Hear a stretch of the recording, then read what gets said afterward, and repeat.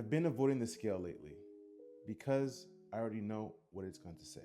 And that's actually what led me to this realization. I finally figured out why I'm fat. For years, I blamed a lack of discipline, bad systems, and low motivation. But the real reason is only part of the problem. And if you're struggling with weight like I am, this realization might explain a lot. If you see my content before, you know I've been documenting my fitness journey, trying to lose weight, build better habits, and stay consistent. And on the surface, it looks like a discipline problem. But what I'm starting to realize is that that's not entirely the case. The real reason is stress, and more specifically, unaddressed emotions.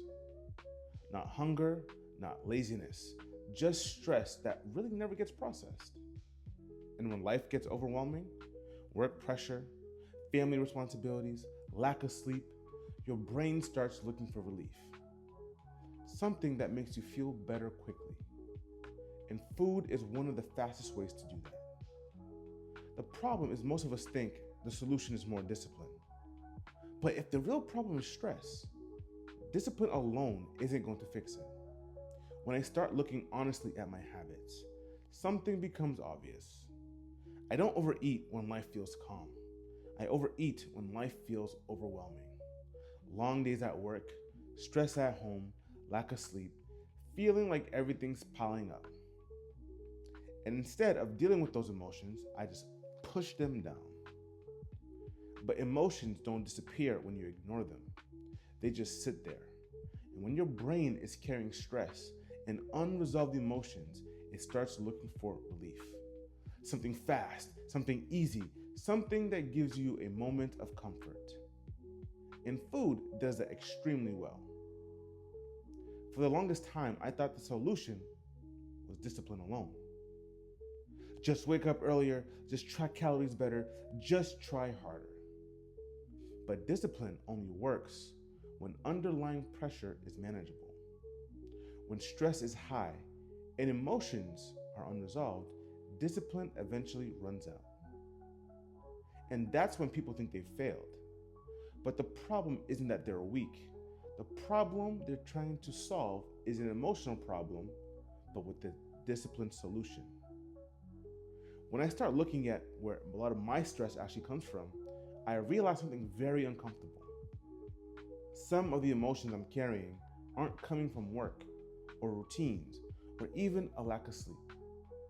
Some of it comes from things I'm still learning how to navigate in my own life.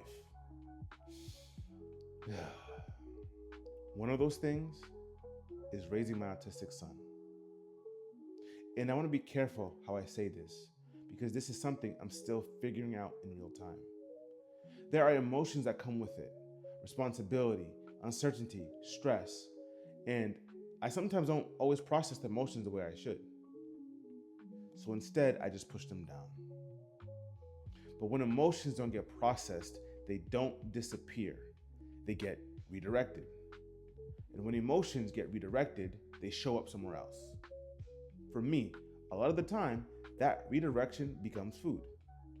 And that's actually a much bigger conversation that probably deserves its own video. Because parenting, stress, and emotional health are things people don't always talk about honestly. But for now, I want to stay focused on the pattern that I noticed. But once I started seeing this pattern, I'm starting to change the way how I think about this weight loss journey. Because if stress and unaddressed emotions are part of the problem, then the solution can't just be diet and exercise. I need to start looking at what's going on underneath.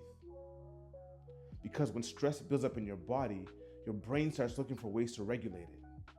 And the brain is very efficient at finding quick relief. Sugar, fat, highly processed food.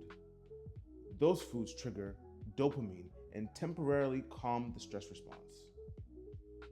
For a few minutes, you actually might feel better.